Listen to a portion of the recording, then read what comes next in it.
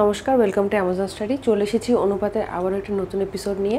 আজকের এপিসোডে আমি পরবর্তী আগের দিন যে অঙ্কগুলো করেছিলাম তারপর থেকে আলোচনা করব। এই অঙ্কগুলি আমি অনুপাতের অঙ্কগুলি পশ্চিমবঙ্গ মধ্যশিক্ষা পর্ষদ প্রণীত সপ্তম শ্রেণী গণিত প্রভা অঙ্ক বই থেকে দেখিয়েছি। আগের দিন আমি পৃষ্ঠা 32-এর কোষে দেখে 2.3-এর 1 নম্বর অঙ্ক অবধি করিয়েছিলাম। আজকে তারপর থেকে কন্টিনিউ করব। অনুপাতের আগের বিষয়গুলো সম্পর্কে যদি তোমরা জানতে চাও তাহলে আমার আগের ভিডিওগুলো এপিসোডগুলো ফলো করতে পারো। চলে যাচ্ছি প্রথম অঙ্কে।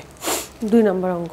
640 টাকা বিশু ও অপর্ণার মধ্যে 5:3 অনুপাতে ভাগ করে দিই, কাকে কত টাকা দেব হিসাব করি। প্রথমে লিখছি মোট টাকা সমান সমান 640 টাকা। এই 640 টাকাকে বিশু ও অপর্ণার মধ্যে 5:3 অনুপাতে ভাগ করে দিতে হবে।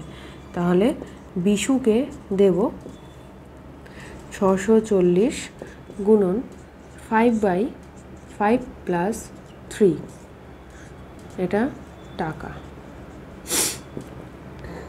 640 গুণন 5/8 টাকা। 640কে 8 দিয়ে কাটছে, 8 8 64, 0। তাহলে বিশু পেল কত? 400 টাকা। অপর্ণাকে দেব 640 গুণন 3/5 + 3।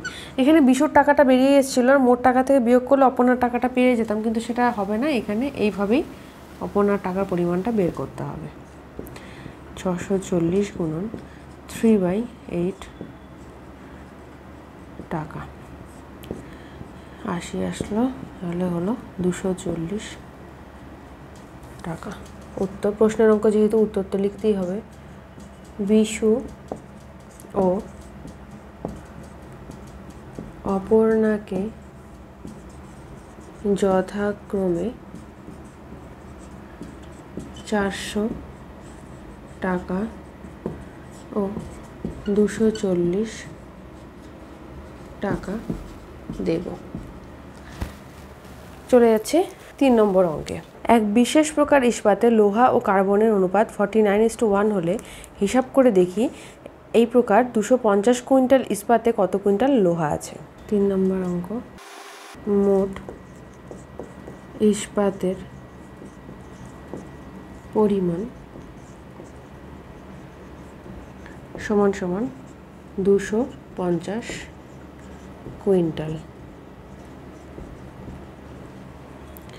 তাহলে এখানে কী বার করতে বলেছে? লোহা কতটা আছে সেটা। তাহলে লোহা আছে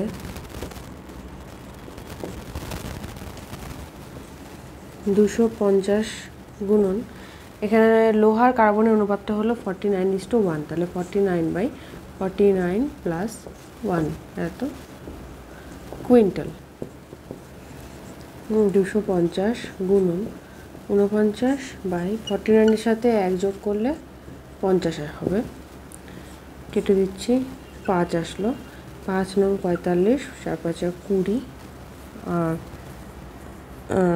4 24 এত কুইন্টাল। শুধু ইস্পাতের পরিমাণ বের করতে বলেছে, তাহলে আমি কিন্তু আমার উত্তরটা পেয়ে গেছি।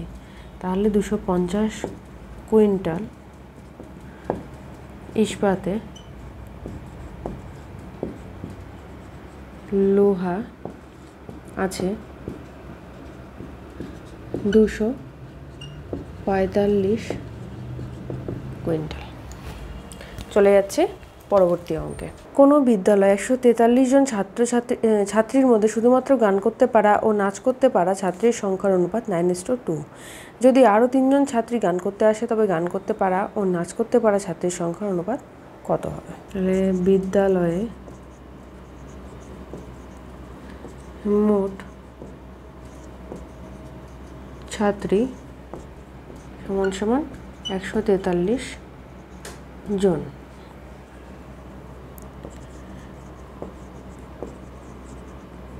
গান করতে পারা ছাত্রী ইষ্টু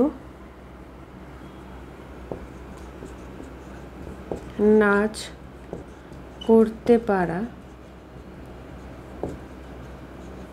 ছাত্রী, এটার অনুপাত হলো 9:2। তাহলে গান করতে পারা ছাত্রীর আগে সংখ্যাটা বের করতে হবে। গান করতে পারা ছাত্রীর সংখ্যা 143 গুণন 9/9 + 2 এত জন। 143 × 9/11 এত জন। 143কে এবার 11 দিয়ে গুণ করছি, কাটছি। 11 × 11, 3 × 11 33। 13-র সাথে 9 গুণ করলাম, 3 × 9 = 27, 9 × 2 = 11, 117 জন। আর নাচ করতে পারা ছাত্রীর সংখ্যা 143 গুণ 2/9 + 2 এত জন। 143 গুণন 2/11 এত জন। 43কে 11 দিয়ে কাটছি, 13 আসলো, 13 × 2 = 26। আচ্ছা, আরও 3 জন ছাত্রী যদি গান করতে আসে, তাহলে নতুন গান করতে পারা ছাত্রীর সংখ্যা 117 + 3 এত জন সমান 120 জন। আমার নিচে জায়গা হচ্ছে না, তাই আমি উপর থেকে মুছে মুছে করছি। 3 জন ছাত্রী গান করতে আসলো, তাহলে গান করতে পারা ছাত্রীর সংখ্যা হলো 120 জন, আর নাচ করতে পারা ছাত্রীর সংখ্যা ছিল 26 জন। তাহলে নতুন অনুপাতটা বের করতে হবে। গান করতে পারা ছাত্রীর সংখ্যা ইস্টু নাচ করতে পারা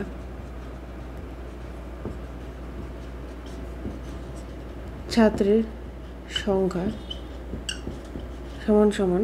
তাহলে নতুন গান করতে পারা ছাত্রীর সংখ্যা হলো 120, ইস্টু নাচ করতে পারা ছাত্রীর সংখ্যা তো আগেই দেখেছি আমরা 26 ছিল। এবার একটা কাটাকাটি করবো, 2 দিয়ে কাটছি। 7 × 2 = 120, 13 × 2 = 26, 60:13 উত্তর। তবে গান করতে পারা ও নাচ করতে পারা ছাত্রীর সংখ্যার নতুন অনুপাত 60:13। এই অঙ্কটা একটু ধাপে ধাপে সুন্দর করে করলে কিন্তু হয়ে যাবে। অঙ্কটা কিন্তু এমন কিছু কঠিন নেই। আজকের এপিসোডে আমি এই পর্যন্ত আলোচনা করলাম। নেক্সট এপিসোডে আমি এর পরবর্তী অঙ্কগুলো নিয়ে আলোচনা করবো, তাই অবশ্যই চ্যানেলটি লাইক এবং সাবস্ক্রাইব করো। আজকের ভিডিওটি কেমন লাগলো সেটা অবশ্যই কমেন্ট করে জানিও। সাথে থাকো, দেখতে থাকো অ্যামাজন স্টাডি।